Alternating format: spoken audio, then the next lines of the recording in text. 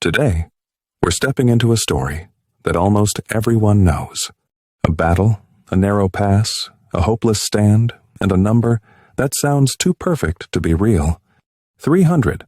But here's the question: myth versus fact.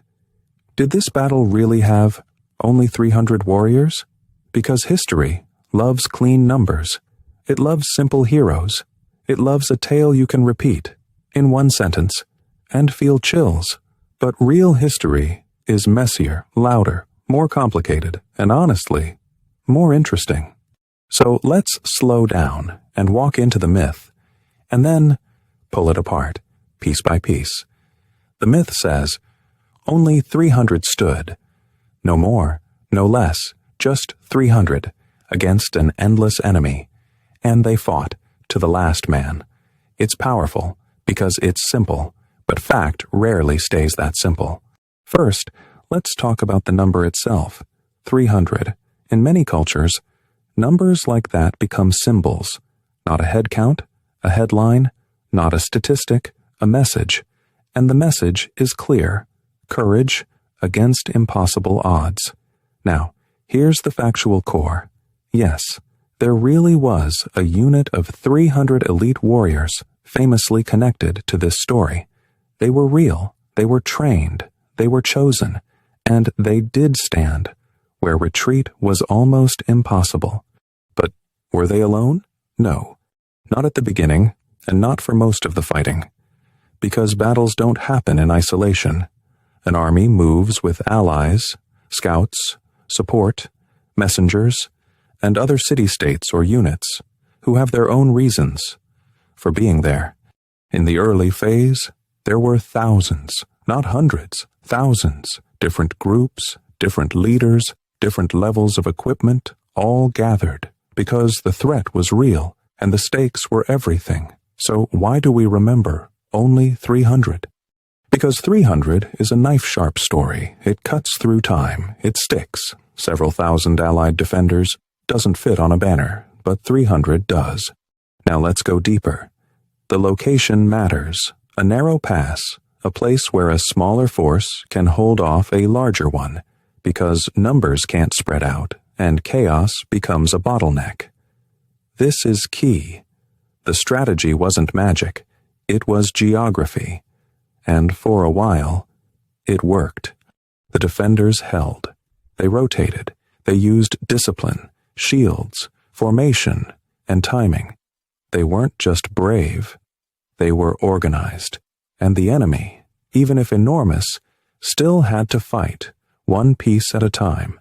But then, the turning point arrives. And here's where myth and fact get even more tangled. The story often says, they were overwhelmed, like a wave, finally crashing through.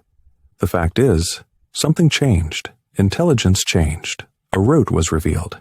A path around the pass opened up. And suddenly, the defenders weren't just facing forward. They were being surrounded.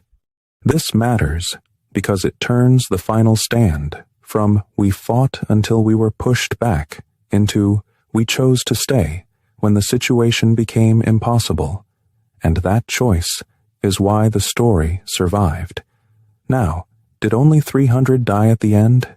Even that isn't clean. Some allies stayed, some were sent away, some retreated, some were trapped. Numbers shift, depending on the source and depending on what "stayed" truly means. But one thing is clear. The final core, the symbol, the heartbeat of the legend, was that elite group, the 300. They became the face of the stand, even if they were never the entire stand. So what's the verdict? Myth versus fact. Myth says only 300 fought the whole battle. Fact says 300 were central, but they were supported by thousands, especially in the beginning, and even later, other defenders were still present at key moments. Myth says a simple one-sided slaughter. Fact says a strategic defense that worked until the situation changed and then became a deliberate sacrifice. And here's the most important takeaway. The truth doesn't weaken the story. It strengthens it. Because courage is impressive, even when you're not alone.